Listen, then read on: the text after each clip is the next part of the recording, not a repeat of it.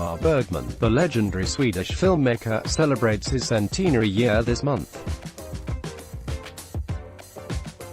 Born in Uppsala on the 14th of July 1918, the son of a Lutheran minister and chaplain to the King of Sweden, Bergman was a shy boy who preferred to play with a magic lantern projector over tin soldiers, building sets and staging plays in his bedroom with wooden marionettes. Attending Stockholm University in 1937, he became involved in amateur theatrics and began to write and produce his own original scripts with classmates inspired by Ibsen, Strindberg and Chekhov. See how Ingmar Bergman's persona influenced the cinema that came after composing the screenplay for Torment and seeing it filmed by Alf Sjöberg. Bergman directed his own feature Crisis in 1946.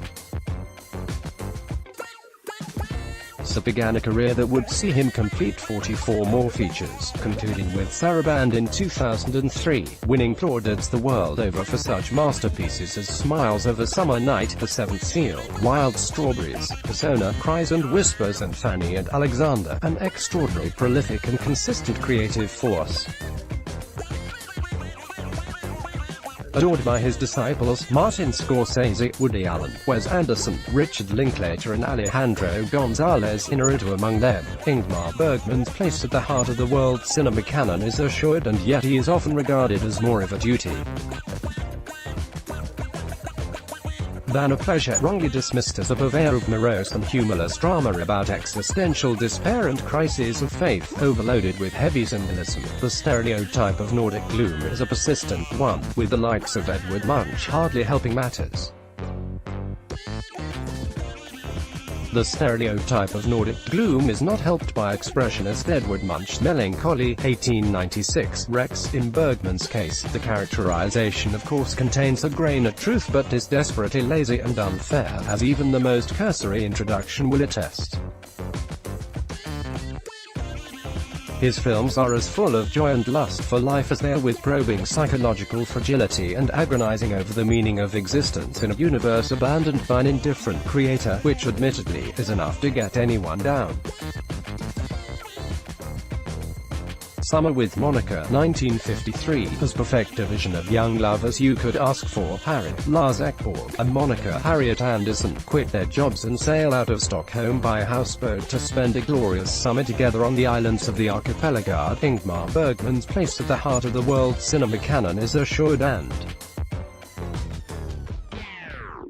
yet he is often regarded as more of a duty than a pleasure. A million miles from Bergman's reputation for Scandinavian stammered, literally, dark mood, Summer with Monica was something of a sensation when it first appeared in buttoned-up 1950s Britain, causing a stir and selling extra tickets at the box office on the promise of free-spirited sexual liberation and at least one nude scene.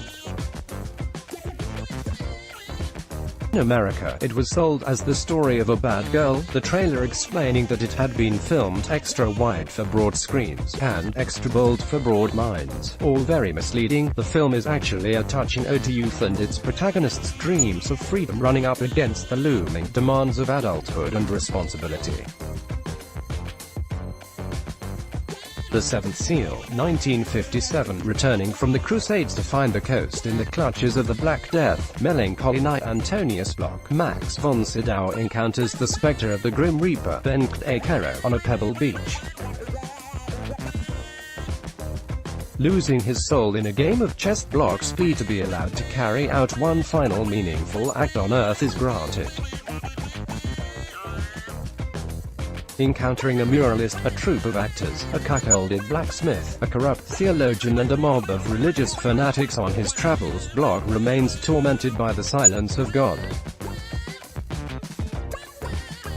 One of the most famous works in all of cinema, The Seventh Seal is exquisitely shot by Gunnar Fisher in checkerboard black and white and contains several of the 20th century's most unforgettable images, not least the silhouettes of the revelers holding hands for the dance macabre on a barren hillside.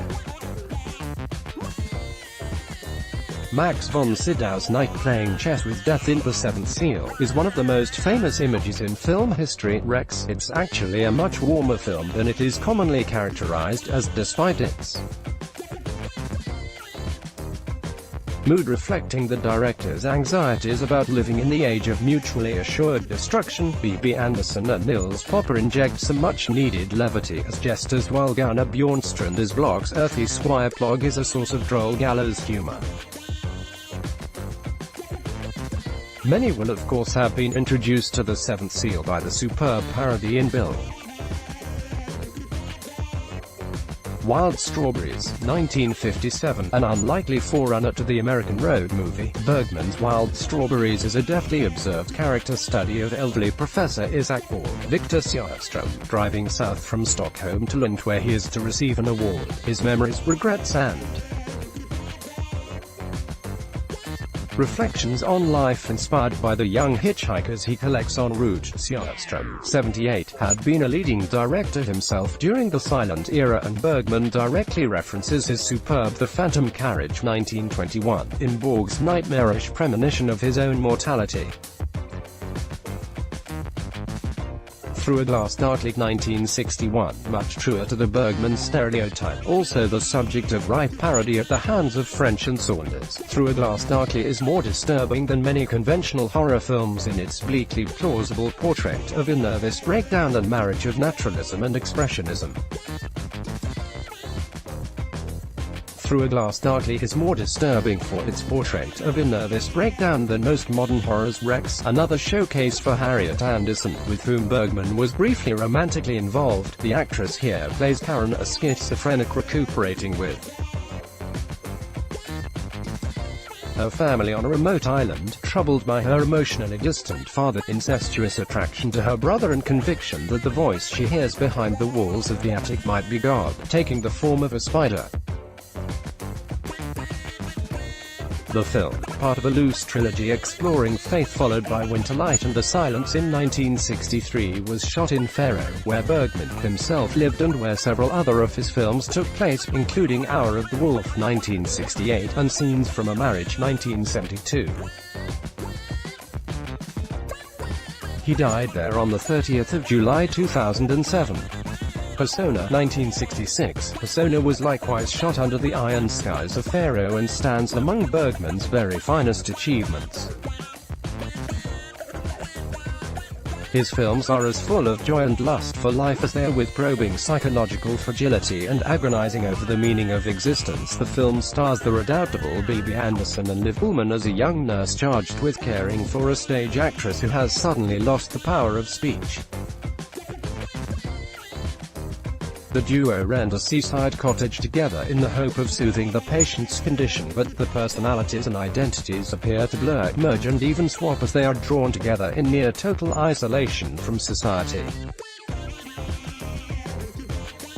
As in Through a Glass Darkly, Bergman again places female psychology and sexuality under the microscope, providing his actresses with an extraordinary opportunity they seize, utterly fearlessly, with both hands.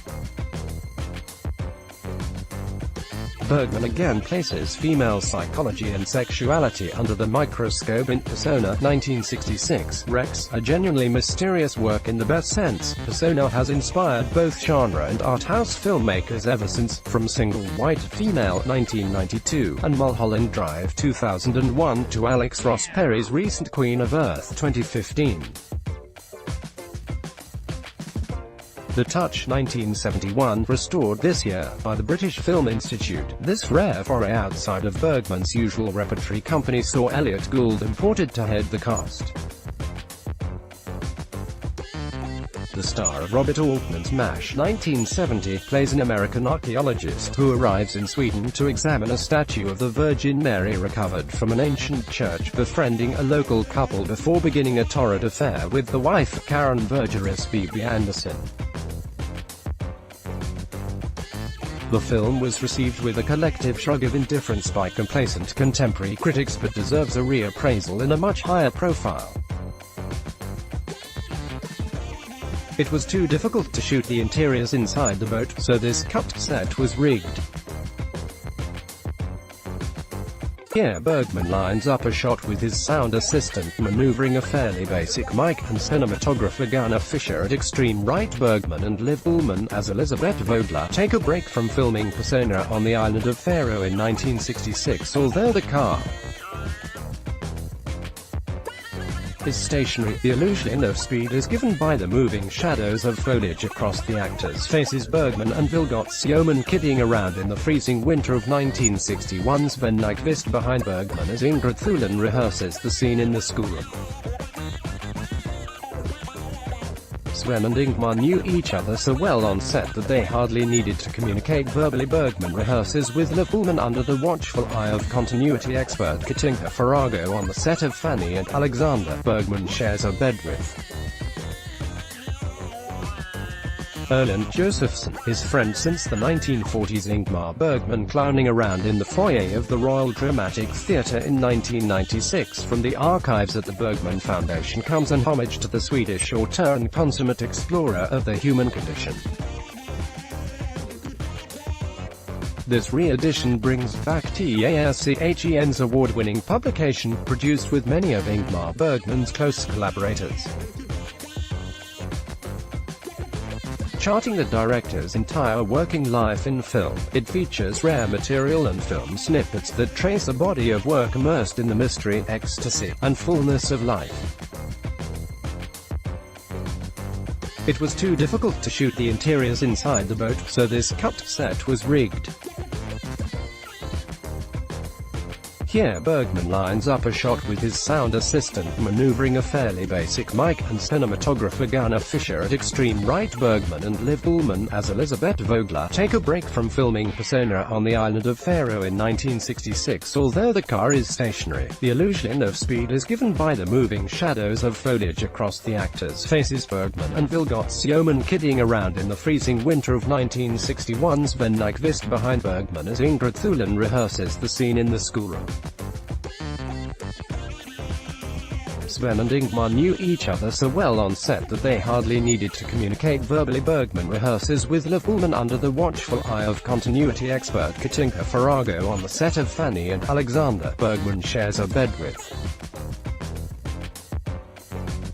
Erland Josephson, his friend since the 1940s. Ingmar Bergman clowning around in the foyer of the Royal Dramatic Theatre in 1996. From the archives at the Bergman Foundation comes an homage to the Swedish auteur and consummate explorer of the human condition. This re-edition brings back TARCHEN's award-winning publication, produced with many of Ingmar Bergman's close collaborators. Charting the director's entire working life in film, it features rare material and film snippets that trace a body of work immersed in the mystery, ecstasy, and fullness of life. The Touch is a supremely effective portrait of destructive masculinity. Builds David E. Kovac, a difficult man haunted by the fate of his relatives in the camps of Nazi Germany and unable to resist his worst instincts to lash out at those who love him. Autumn Sonata, 1978. Bergman worked with his Hollywood namesake Ingrid only once, but the result was stunning. The actress, immortalized in Casablanca, 1942, and Notorious, 1946, before being driven out of Los Angeles by the hypocrisy of a moralizing press over her affair with Italian director Roberto Rossellini, returned to her homeland for her career swan song, starring as Charlotte, an internationally renowned concert pianist who dominates her timid daughter Eva Ullmann. The dark humor in Bergman's films often found greater popularity in Britain than Sweden. AFP Getty. The star is electric as the damaged diva, willfully cruel to the child she has neglected in her obsessive pursuit of perfection, not least when Eva herself attempts to play the Chopin prelude she has been working on. Ullmann, though, is equally impressive, desperate to please an unpleasant parent and offering a steady and shattered confidence that keeps this majestic psychodrama in perfect balance. Fanny and Alexander, 1982. Ingmar Bergman drew on his own memories for this ambitious period drama, seen through the eyes of the titular children, about a wealthy Uppsala family thrown into turmoil following the death of its patriarch and the mother's decision to marry the local bishop Jan Malmsho, a villain of Dickensian cruelty. Originally intended to be Bergman's final project and a 5-hour TV series, the film is most commonly viewed in a 3-hour theatrical cut. Very moving and utterly charming, the Ekdal family Christmas party is one of the loveliest sequences in all of cinema, a feast of candlelight, dancing and pillow fights perfected by the shock of Fanny and Alexander's roguish uncle setting alight to his own after-dinner farts for their amusement. Good triumphs over evil at the close, and there's nothing more upbeat than that.